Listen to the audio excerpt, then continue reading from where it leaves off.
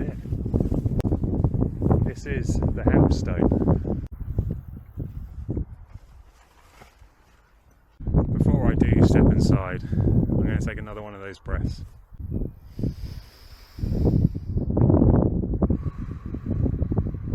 Now I can see a little altar that's been placed, and I do my best not to disturb that.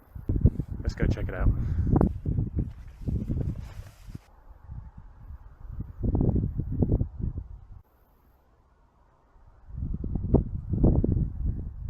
I've also just noticed that there's loads of crystals everywhere. I just found one in here. And I think this little tray here might be for offerings. And I'll leave my own little offering today. Now I believe this would have been the centre, or at least the entrance of the dolmen. But it never really looked like this. Now these stones were actually rearranged. They were rebuilt.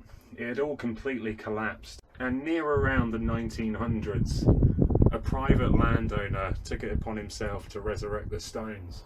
Without any knowledge or approval, without any archaeological help either. He just thought what he was doing was right. It makes me wonder about the legitimacy of places like this. Without any help, someone tried to put it back together. Do you think it loses its magic? When we went to Knowlton Church and the earthworks there, the energy was strong. And the energy still feels strong here, but it feels like a ghost. It feels like a remnant of energy.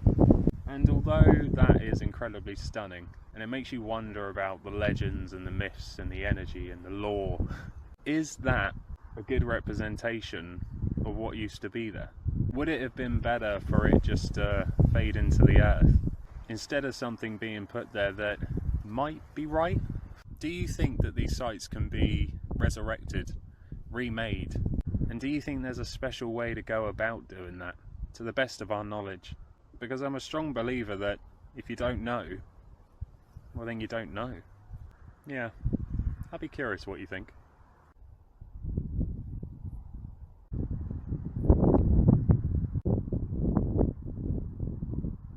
Actually going to hide in here. Oh, it's hard with a backpack. So this capstone here, this is what the devil threw. Apparently it was over in Portland, a nearby place. And the devil got in an almighty rage, throwing this capstone and landing in this very spot. Now obviously that was probably many moons ago, but I love these little stories, especially the devil ones. The devil being so angered that it throws a rock. But also there's other stories of this place. Stories of curses. Curses placed by druids and witches.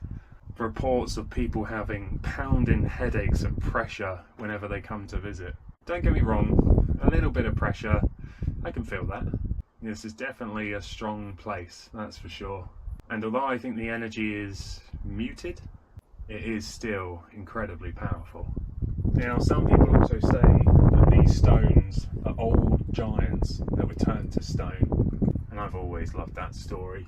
But the most interesting one of all is actually the story of people getting really weird dreams after visiting this place. And if I do get any really weird ones, I will be sure to let you know. The energy feels good here though. Feels grounded, feels peaceful. And I'm a strong believer that it depends on the kind of mindset and the amount of respect that you enter these places with. If we do it disrespectfully, we might feel some side effects. But also there's a right way to do it. There's a right way to show respect. There's a right way to enter these kind of sites.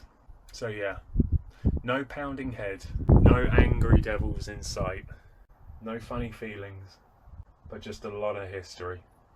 So what do you think? Do you reckon the devil threw this stone in a rage? Yeah. Or do you think the druids and witches cursed this land? Would you be brave enough to visit?